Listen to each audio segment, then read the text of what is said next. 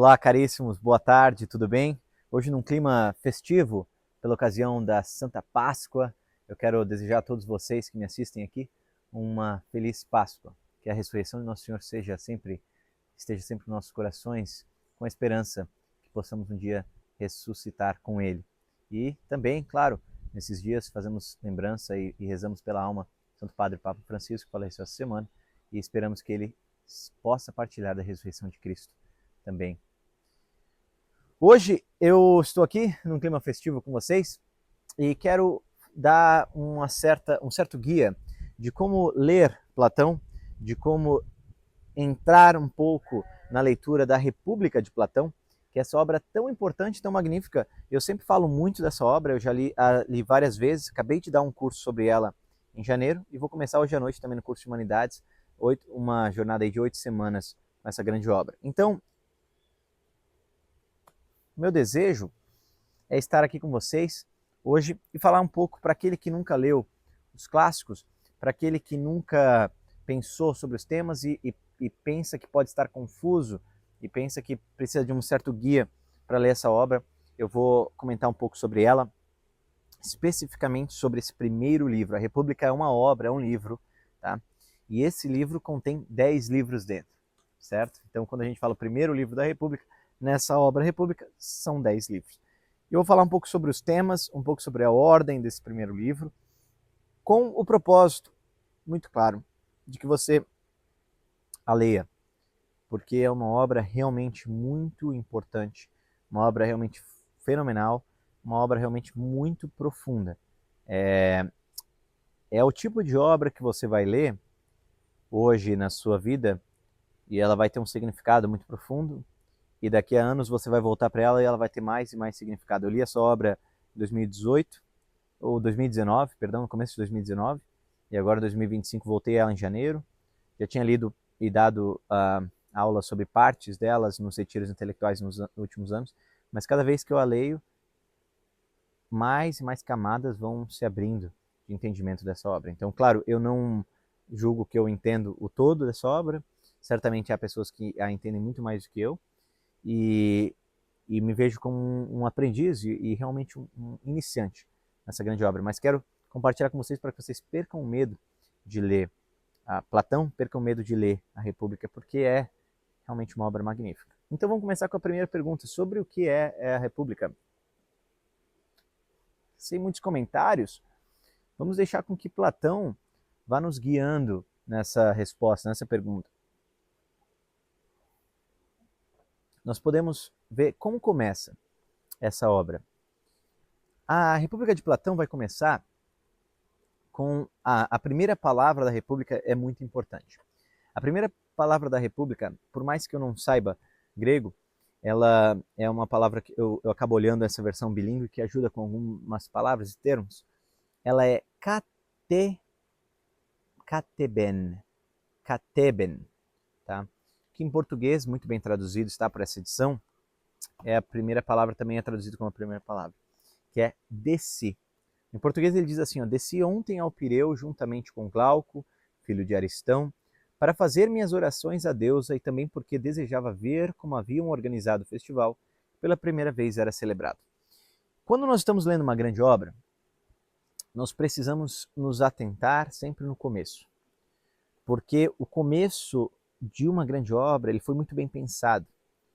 Platão certamente sabia que ele precisava colocar algo muito importante nesse começo. Platão, nós vamos pensar nele como alguém que usa uma linguagem simbólica, uma linguagem poética. O que é uma linguagem poética, uma linguagem simbólica? É uma linguagem que expressa mais sentidos do que a nossa linguagem cotidiana. Quando eu falo algo, geralmente eu simplesmente quero dizer aquele algo. Mas uma linguagem poética, você diz algo e quer expressar muito mais do que os próprios significados da palavra. Por exemplo, se eu digo amor é chama que arde sem doer. É ferida que dói e não se sente. É o contentamento descontente. Essa parte de Camões. Né? O que será que nós podemos dizer que é? Como que um contentamento pode ser descontente? É esse o tipo de reflexão que o poeta vai nos levando. E Platão é assim, ele vai nos levando a pensar não só naqueles significados das palavras que ele está falando, mas em significados além. Então, quando você lê essa obra, quando você ler essa obra, a leia de maneira que você medita realmente sobre ela. De maneira que você medita sobre o significado de cada texto. Não que você vai ficar lendo só parágrafo por parágrafo, mas tome o seu tempo com ela. Aprecie um bom whisky, fume um charuto, ou não precisa fazer isso também, mas esteja no momento em que você possa ter um certo tempo e a leia degustando. Porque é uma obra, além de ser muito profunda, ela também é muito gostosa de ler. Voltemos ao texto. Quando nós falamos aqui, descia ontem ao Pereu, por que essa parte vai ser importante? Porque Sócrates está descendo de Atenas para uma cidade menos importante. Atenas era conhecida como, isso o meu amigo, o professor Rafael Nogueira, eu fui numa aula dele que ele falou isso, eu achei muito interessante. Ele sair de uma cidade que é, de certa forma, o padrão e o exemplo da cultura grega, o padrão e o exemplo da filosofia, para ir numa cidade que é menos, que é não é uma quebrada, mas é algo que tem menos cultura, algo que tem menos civilização. Então ele precisa descer lá, de certa forma, para fazer um serviço àquele lugar. Mais para frente, se eu não me engano, no livro 8 ou 9, Platão vai trazer aquela famosíssima alegoria da caverna. A alegoria da caverna, em poucas palavras, é quando Sócrates conta sobre a jornada do aprendiz que tem que, de certa forma, ser desamarrado dessa ilusão das coisas terrenas para poder subir com muita dor e chegar à contemplação do sol. Da jornada do filósofo que sai da ignorância para o conhecimento. Só que isso acontece através de um mestre, e esse mestre ele tem que sair do sol e ir para a caverna. Essa é a imagem que ele usa. Né? Então, quando Platão está usando essa palavra aqui, kateben, ele está pensando nessa jornada do filósofo descendo para falar conosco.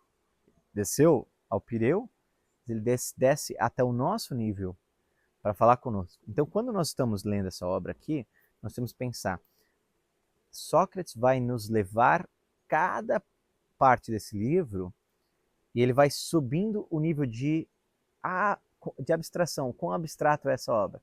Ele vai começar com um diálogo muito simples, com conversas simples, cotidianas, como a que você tem e eu tenho com os outros. E assim, cada livro vai ficando mais e mais intelectual, porque ele está te levando pela mão da caverna até lá em cima na luz. Então tem que, olha a profundeza, significado que tem isso. Ele vai lá e eles o avistam de longe.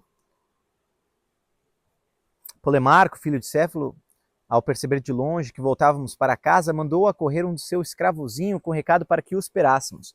Puxando-me o manto por detrás, então aqui já temos uma linguagem que ele está puxando o filósofo. Ele está segurando, ele quer que Sócrates fique, e ele quer que Sócrates fique, como que ele faz com que ele fique?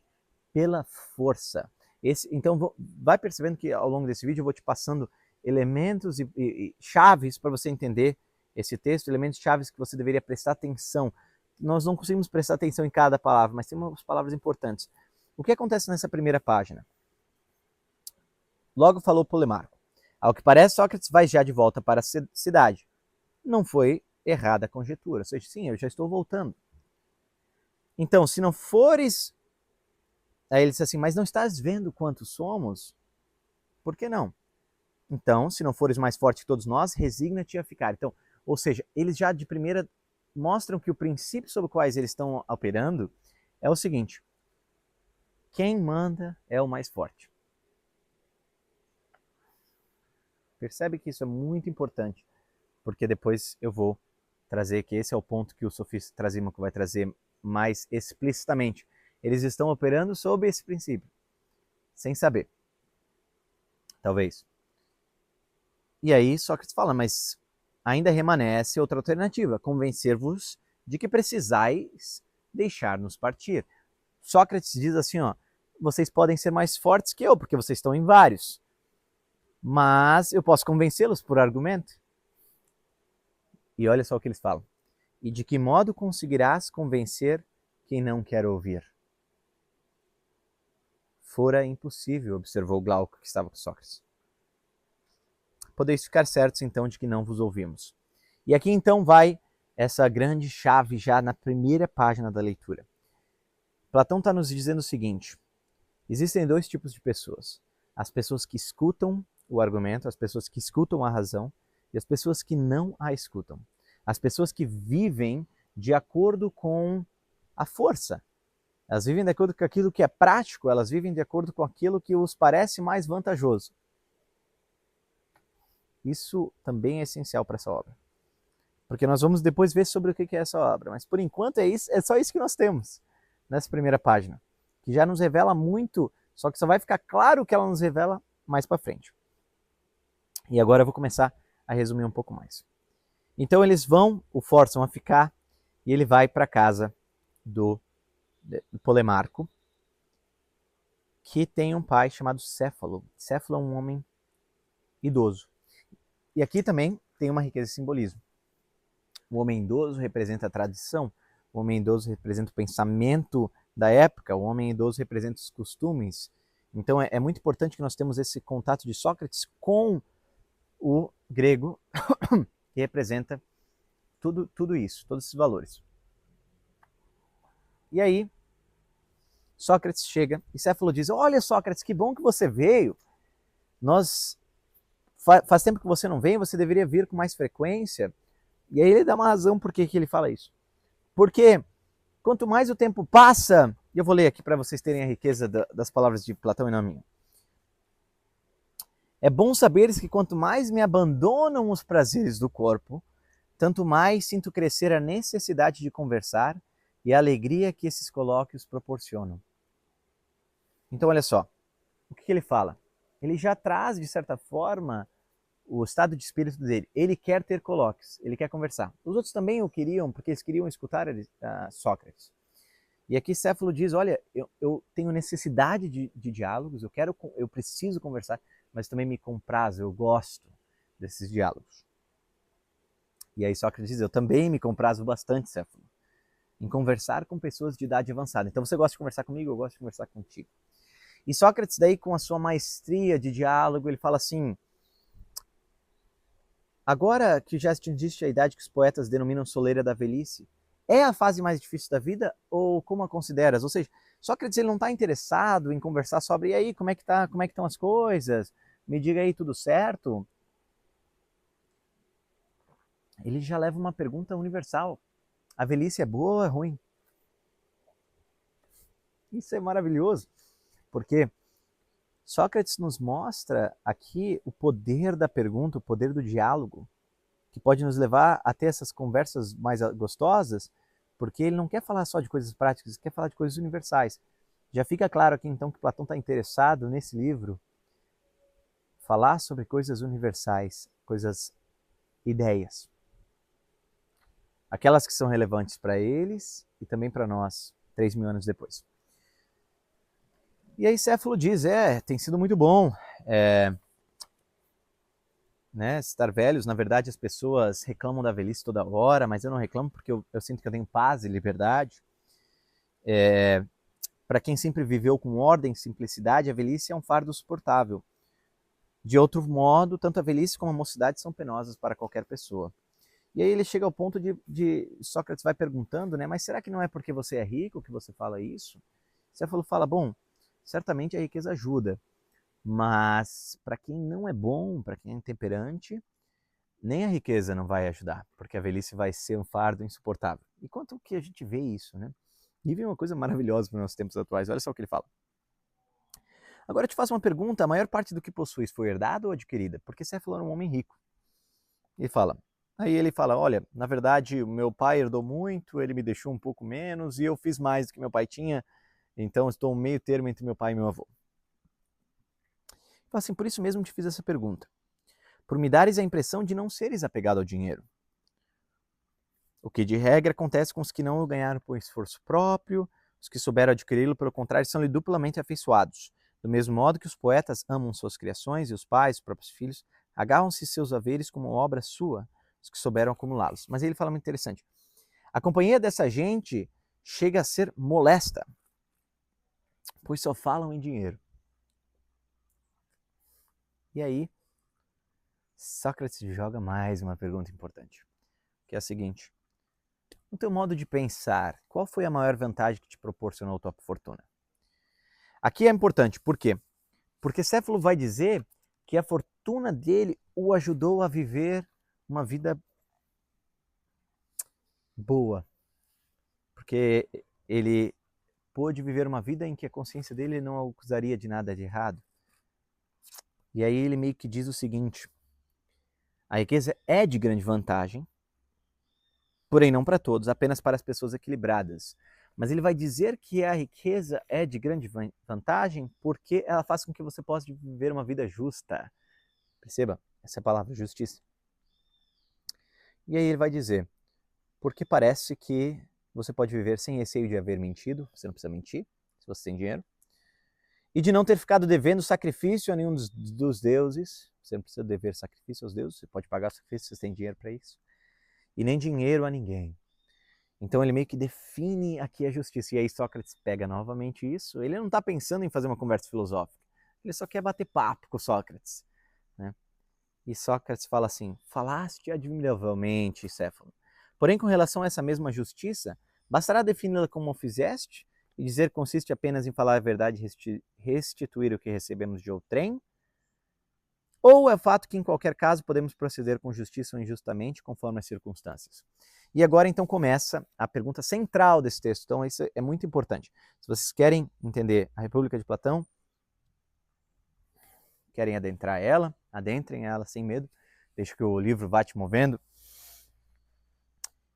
Esse livro é, de certa forma, sobre a justiça. Esse livro é sobre a justiça. Aqui entra a pergunta central do livro 1, mas não só do livro 1, de toda a obra da República de Platão. Ele vai, então, perguntar se essa é a verdadeira definição de justiça. Depois, eles vão ver que e Sócrates traz um problema com essa definição. Bom, se essa for a definição de justiça, parece que nós temos um grande problema. Por quê? Porque se eu pego uma arma emprestada de um amigo e ele está são, mas aí ele fica doido e quer matar os outros, por exemplo, seria justo eu devolver essa arma? Se é para dar o que é devido e é devido dar ao que me emprestou, devolver o que me emprestou, seria justo dar a ele, mas parece injusto isso, parece ser ruim. Aí então Céfalo fala, realmente, confirmou Céfalo. Mas nesse ponto, transmito-vos a conversa. Está na hora de ocupar-me com o sacrifício. Mostrando também isso, Céfalo é um cara que gosta de conversar, mas ele vai embora da conversa. Ele não quer conversar da maneira como Sócrates quer conversar.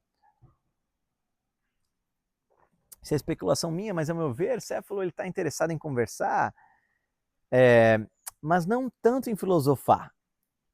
Ele não quer entrar nos minúcias dos detalhes do que é uma definição verdadeira, os problemas. Talvez ele pense que Sócrates está sendo um pouco irônico, talvez ele pense que Sócrates está sendo está fazendo um papel de fingir que não entende algo que seja simples.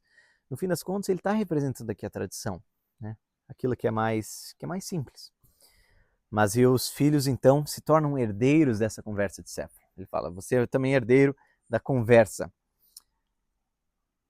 Então me diz, herdeiro da discussão, em que te baseias para afirmar que Simônides está certo em quando fala da justiça?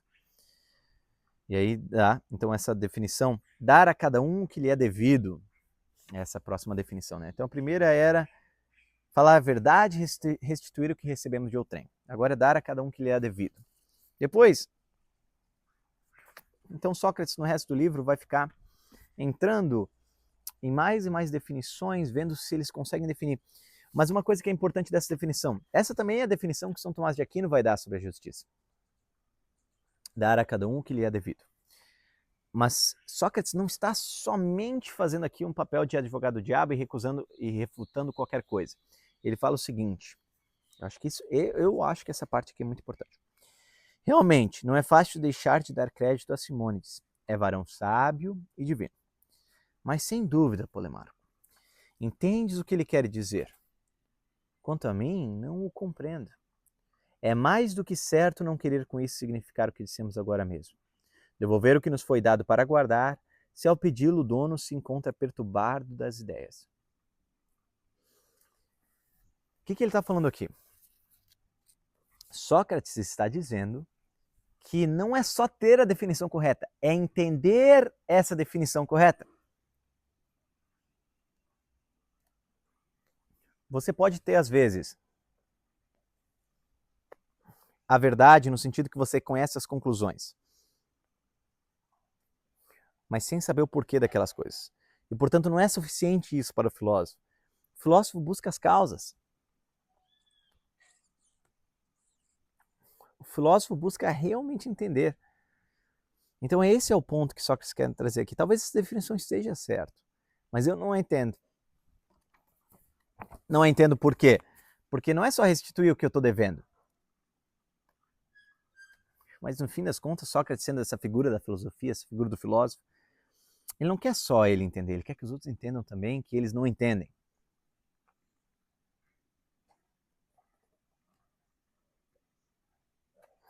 Porque ele vai perguntando, e as pessoas vão afirmar aqui que, no fim das contas, significa fazer o bem aos amigos e mal aos inimigos. É isso que eles querem dizer, o que restituir, o que convém, o que é devido. E ele fala, então, qualquer pessoa, os outros vão dizer, qualquer pessoa só deve ao seu inimigo o que lhe convém, a saber, algum mal. Então é fazer bem aos amigos e mal aos inimigos. E aí essa é a terceira definição de justiça. Para eles aqui, então, agora se tornou, depois dessa interpretação, que é eu fazer bem aos amigos e mal aos inimigos. Sócrates não vai gostar muito disso. Ele vai dizer, em que atividade com vistas a que fim ele é mais capaz de beneficiar os amigos e prejudicar os inimigos? Aí ele vai perguntar se é na guerra, ou se é nisso, ou naquilo, ele vai levando a conversa.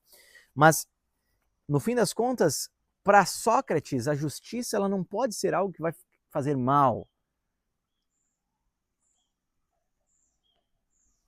Se a virtude é algo de excelência, se é algo bom para o homem, ela não pode ser algo que, por natureza, ela vai fazer mal a alguém.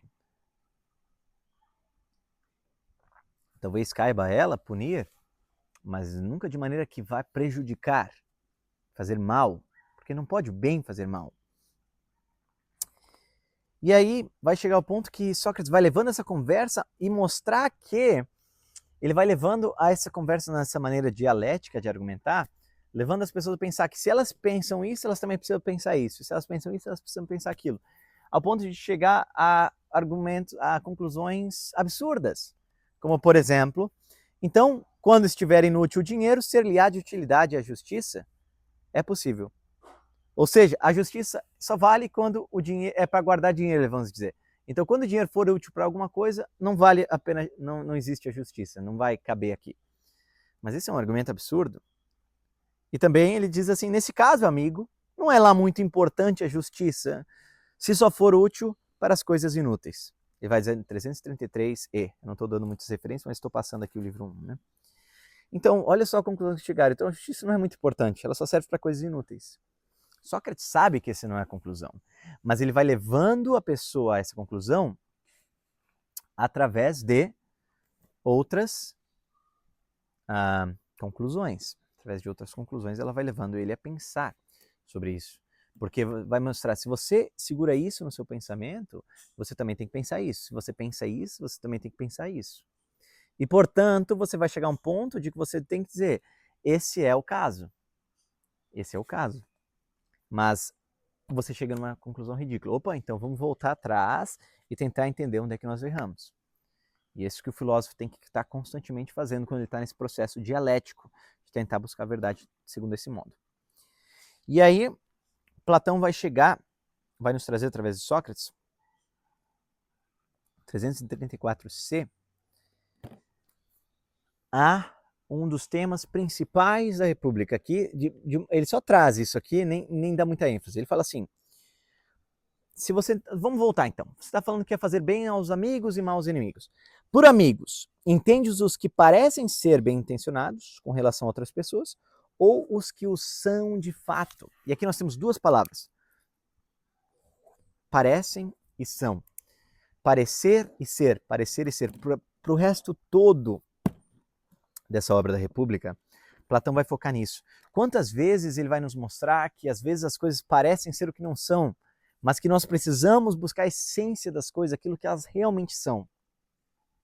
Esse é o propósito principal do filósofo, é buscar o ser das coisas, não só as aparências, mas o ser. Por exemplo, a República não é só um livro sobre a justiça também, como eu falei antes. Ela é um livro sobre o conhecimento, sobre o que significa saber, o que significa conhecer, o que é a sabedoria. Todos esses temas vão estar ligados aqui. E na sabedoria, ela é, no fim das contas, saber a essência das coisas, e não a aparência. Então, o que ele já vai trazer? Se você define dessa forma, parece que nós temos essa primeira distinção. É quem é amigo que você vai fazer bem ou quem parece amigo.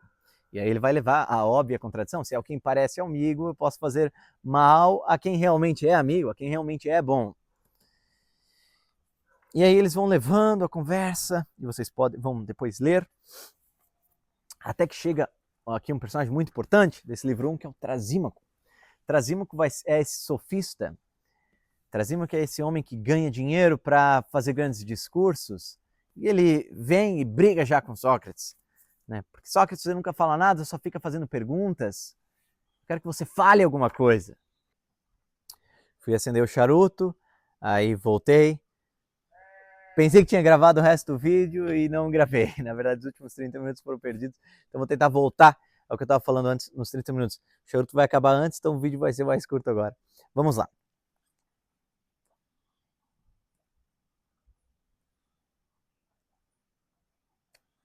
Trasímaco entra na história. Trasímaco é um sofista.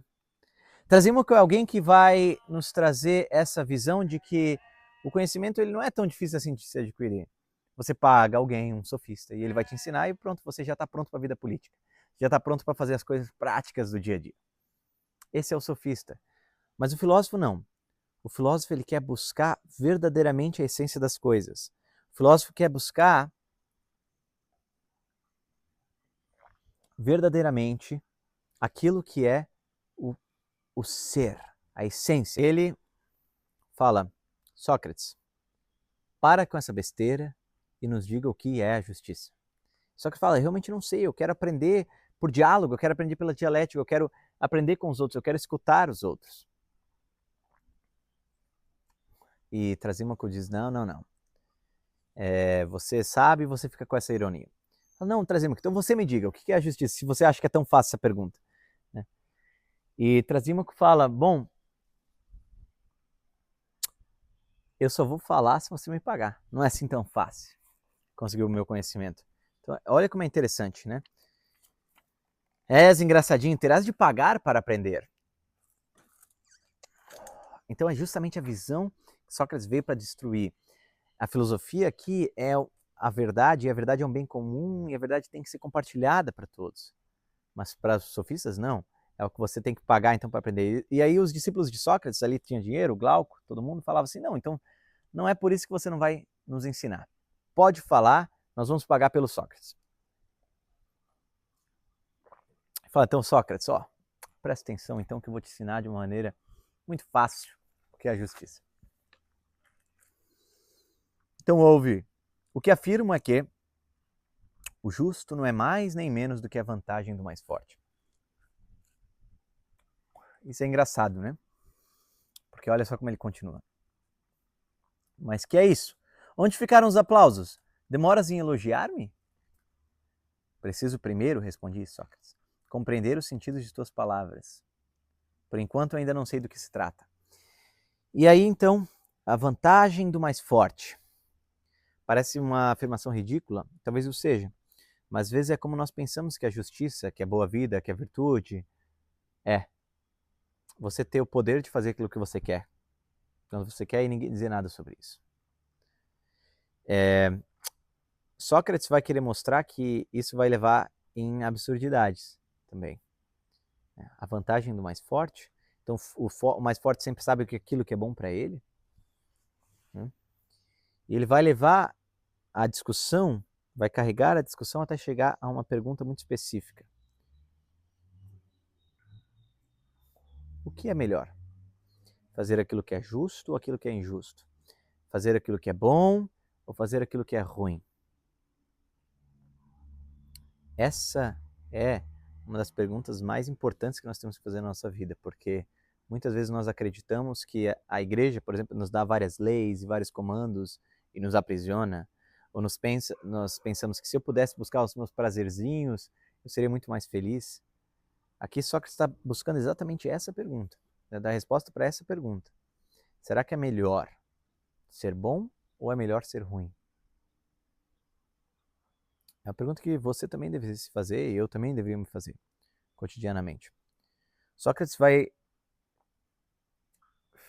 buscar essa pergunta com tanto vigor, que ele vai concluir ao final do primeiro livro o seguinte. Ele vai dizer o seguinte, aqui na linha 354b, que é na página 157 dessa edição aqui. Ele vai dizer, esse primeiro no A. O justo, portanto, será feliz e o injusto, desgraçado. Do mesmo modo que os gulosos tiram um pouquinho de cada prato que vai sendo servido, sem saborearem suficientemente o anterior, eu disse que é um poeta, né? Eu também, quero parecer-me, antes de encontrar o que procurávamos primeiro, ou seja, a natureza da justiça, deixei isso de lado e passei a considerar se ela é vício, ignorância ou sabedoria e virtude. De seguida, mal havia caído sobre nós a proposição de que a injustiça é mais vantajosa que a justiça, não pude evitar de passar daquela para esta. O resultado é que nada aprendi em toda a nossa discussão. Nada aprendi em toda a nossa discussão. Aí você chega ao final do primeiro livro e você pensa, então eu não aprendi nada também. Se Sócrates não aprendeu nada e ele que está me ensinando, eu também não aprendi nada. Isso aqui é muito pedagógico, porque mostra que de uma maneira nós aprendemos, sim, mas de outra não. De que maneira nós não aprendemos? Nós não aprendemos no sentido de que, a não ser que nós busquemos exatamente a natureza de algo, a essência de algo, nós ainda não sabemos ela com certeza, com clareza. Portanto, para Sócrates, a missão dele é buscar exatamente a essência das coisas, a definição das coisas, para que ele consiga entender o ser realmente. Então aqui, Sócrates nos mostra que o propósito dessa obra aqui não é somente discorrer sobre várias coisas, mas tentar entender exatamente a natureza dela. A justiça é o tema dessa obra, mas não é só a justiça. É a virtude, é a boa vida, é a sabedoria, a ordenação de todas as coisas. Eu vou dar já um spoiler para vocês. No resto da República, no resto da obra, ele vai sim dar uma definição do que é a justiça. Ele vai sim nos dizer exatamente o que ele pensa ser a justiça. Ele vai fazer imagens sobre várias coisas. Ele vai dizer assim, ó, já que a justiça está na alma, que é algo tão difícil de se ver, vamos criar uma cidade. Para nós vermos a justiça da cidade, que vai ser um reflexo, vai ser uma imagem do que é a justiça do homem. E aqui, então, é muito importante que nós sempre leiamos essa obra, vemos todas as outras partes, como não que Sócrates está criando uma cidade com o fim de criar uma cidade. Está criando uma cidade com o fim de entender a alma humana. Portanto, cada vez que ele vai trazer sobre o que os governantes deveriam mentir, ou que as pessoas deveriam ter as coisas em comum, etc, etc, ele está falando aqui principalmente da alma humana. Então, sempre nós temos que relacionar de volta para a alma humana, de volta para a alma humana, de volta para... Isso está muito claro em várias partes. Essa obra aqui, ela vai sim definir a justiça como sendo essa ordenação de todas as partes. Mas para isso nós temos que entender as partes. A parte concupiscível, aqueles nossos desejos da bebida, da comida, dos prazeres do leito. E depois existe a nossa parte thumos, a parte do irascível, que deseja com essa gana realmente aqueles bens que não são fáceis, são difíceis, mas que são mais elevados, como a honra, a glória. mas que tudo isso precisa estar subordinado para o desejo da verdade, que é a parte intelectual. Então nós temos, ele vai depois falar que existem na cidade três tipos de classes, 3 tipos de alma. A alma de bronze, que é dos artesãos, dos peões, a alma dos guerreiros, que é a alma de prata, e a alma dos filósofos, que é a alma de ouro. Nós não precisamos pensar que Platão está falando aqui que existe 3 tipos de alma humana, não é isso. Nós temos que voltar de novo para a alma e tentar entender. Ali na alma humana nós temos 3 partes. Nós temos essa nossa parte que busca esses bens mais carnais, mais sensíveis. Nós temos essa parte que nos traz esses bens que são mais elevados, mais difíceis de se obter. E nós temos a nossa parte que ordena todas as outras, que deveria ordenar todas as outras, que é a mais de ouro, que é a que busca aquilo que é mais divino, aquilo que é mais essencial, aquilo que é o intelectual e o espiritual. Então, aqui nesse diálogo com Trasímaco, Sócrates, nesse primeiro livro, ele já vai dar o tom da conversa. Na conversa aqui, Sócrates está dialogando, ele está perguntando para que ele possa entender realmente exatamente o que significa cada coisa que as pessoas dizem. Nós podemos, às vezes, ter as definições corretas e não saber o porquê delas, entender exatamente o que elas significam, o que elas implicam. Isso a dialética vai nos trazer. Aqui também, Platão nos traz o tema principal, que é a justiça. Mas depois de justiça ele vai trazer a alegoria da caverna, ele vai criar a cidade, vai falar das 3 almas, vai falar do mito do anel do Giges, que fica invisível quando coloca esse anel. E o que ele vai fazer? Será que ele vai ser bom ou vai ser ruim quando ele é invisível? Eu e você seríamos bons ou ruins? Então, esse livro aqui é um convite à filosofia, é um convite à reflexão, é um convite a buscar exatamente o que significa a natureza da vida humana. Então, é um livro, como eu falei, que ele vai progredindo, ele vai te falando sobre essas coisas sem, às vezes, te dar de maneira explícita, foquem nisso, foquem naquilo. Mas esses temas, ser e aparecer, justiça e injustiça, virtude, vício, fazer bem, fazer mal, conhecer a verdade ou aparentar conhecer a verdade. Todos esses temas serão centrais para o resto da leitura da República. Eu acho que se você ler esse texto agora, pensando nesses temas que eu te falei, ele vai abrir novas luzes para vocês. Mas leiam dessa forma, leiam sempre meditando de volta nesses temas principais, nesses temas essenciais. Por que Sócrates está falando isso aqui? Parece comunista? Não é comunista. Leia pensando que ele está fazendo tudo isso como uma imagem, como uma alegoria para a vida humana, que busca a verdade, que busca os outros bens também subordinados a ela. Então, ao final, ele vai dar uma imagem muito linda para nós meditarmos na vida, que é como há um monstro muito grande, com muitos desejos contrários, que está sempre em guerra consigo mesmo. Essas são nossas paixões. Há dentro desse monstro um leão que deseja as coisas difíceis, que ele é guerreiro. Há dentro desse leão um homem que deseja as coisas divinas, que deseja as coisas intelectuais. E que esse homem precisa comandar o leão, que precisa comandar esse monstro e ordenar. E às vezes a gente tem que realmente negar as nossas paixões, a gente tem que fazer violência contra essas paixões, para que os bens mais elevados possam ser buscados. Então essa obra aqui é uma obra monumental, é uma obra que eu recomendo que você a leia realmente e a medite sobre ela, não é qualquer obra. É uma obra que depois que você lê, você vai sempre querer relê-la e você vai querer falar com seus amigos sobre ela. Então, já que acabou meu whisky, meu charuto, agora eu vou deixar com que vocês entrem nesse grande diálogo que Sócrates nos traz e também meditem sobre essa grandíssima obra. Espero que tenha ajudado vocês. Uma feliz Páscoa, fiquem com Deus e até a próxima.